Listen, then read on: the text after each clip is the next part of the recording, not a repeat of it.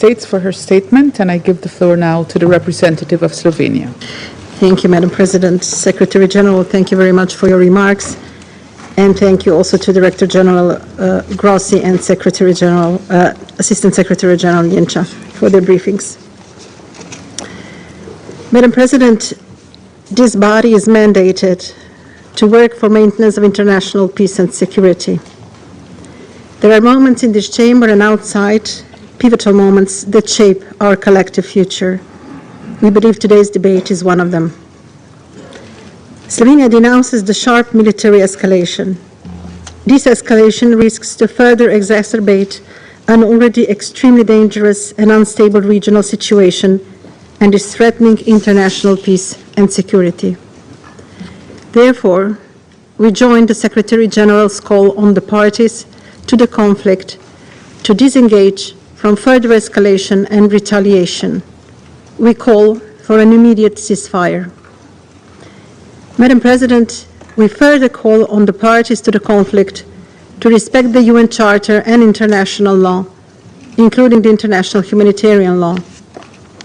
As we have been proven time and time again, violence and military conflicts lead nowhere but to an ever greater suffering of the innocent people of the Middle East. We are deeply alarmed about the toll of the ongoing situation on civilians, the chaos and the fear it is sowing.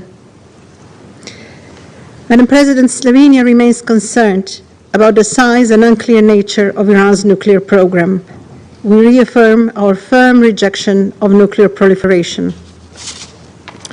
At this point, I wish to express our full support to the work of the International Atomic Energy Agency and to you, DG Grossi. At this critical moment, with so much at stake, we must insist on diplomacy. A tailored diplomatic solution is needed. We welcome attempts of maintaining a diplomatic path in the recent days, namely the meeting of the E3 and the EU with Iran, and call on everyone else to follow this path. We call on the parties to the conflict and those with influence on them to prioritize diplomacy and peace and to return to the negotiating table. This must include Iran's nuclear question, leading us to establishing a credible, comprehensive, and verifiable solution, as well as dealing with other regional crises, including Gaza. Madam President, let me repeat. This is not a time for further escalations. This is not a time for retaliatory measures. It is time for de-escalation and diplomacy. It is time for peace.